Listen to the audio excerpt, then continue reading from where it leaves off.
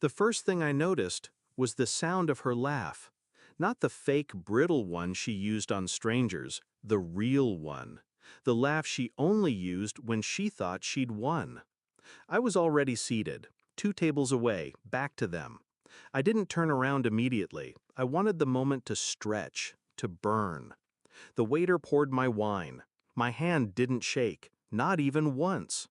It took 3 deep breaths before I glanced over my shoulder, and there she was, my sister, in my engagement dress, hairpinned the way I'd planned to wear it next month. Across from her sat Daniel, my fiancé. His hand was on hers. Our restaurant, our table, my life. Before Daniel and I met 3 years ago, he wasn't lightning. He was gravity. The kind of man who made you feel like the center of his universe. He memorized the way I took my coffee, kissed my forehead in public, and told me I was the safest place he'd ever known. And my sister, Leah, she was the wild one, always competing, always testing boundaries. We were close once, until I started winning the things she wanted. Jobs, friends. Now, apparently, men. When Daniel proposed in that same restaurant last winter, Leah cried louder than me, told me I was the luckiest girl alive. I believed her. Cracks. It started small. Texts Daniel wouldn't explain.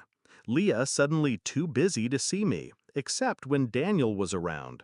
Her compliments became sharper, edged with something I couldn't name. Then, 2 weeks before the engagement party, I found her scarf in Daniel's car. He swore she'd left it there after a family lunch. I smiled, nodded, pretended to believe him. But inside, I started counting days. The evidence. I didn't snoop. I waited. And last Thursday, fate handed me proof.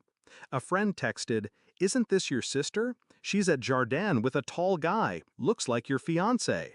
She sent a photo. Leah, Daniel, same table where we'd celebrated our anniversary. His tie loose, her hand on his thigh. I stared at the image for a full minute. Not angry, not crying, just cold. The shift. People expect you to break when your heart does. I didn't. I became precise. First, I moved my savings into a private account. Quietly canceled the joint credit card. Then I called the restaurant, reserved the table directly beside theirs for Saturday night. Same time, same waiter.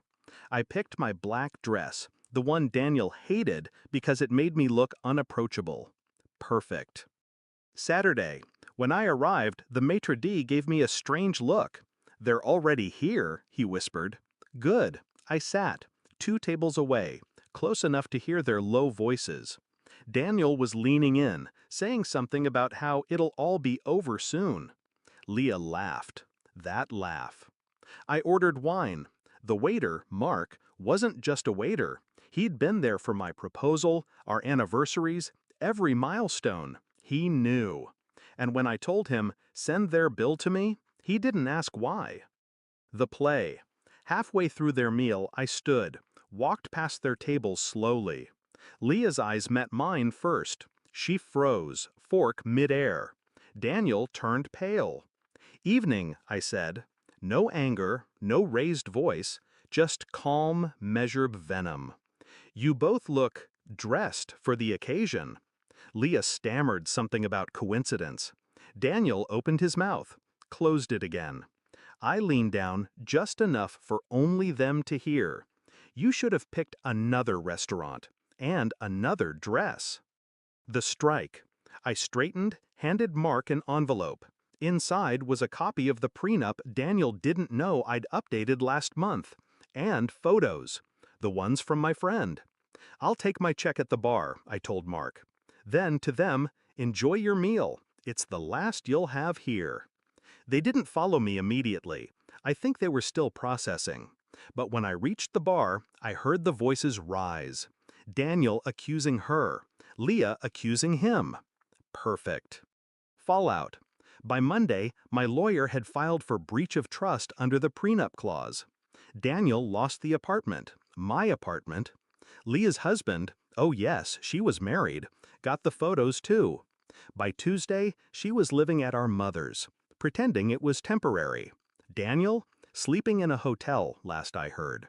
Now, I don't miss them. I miss the version of me who thought they were mine. But she's gone. What's left is sharper, quieter.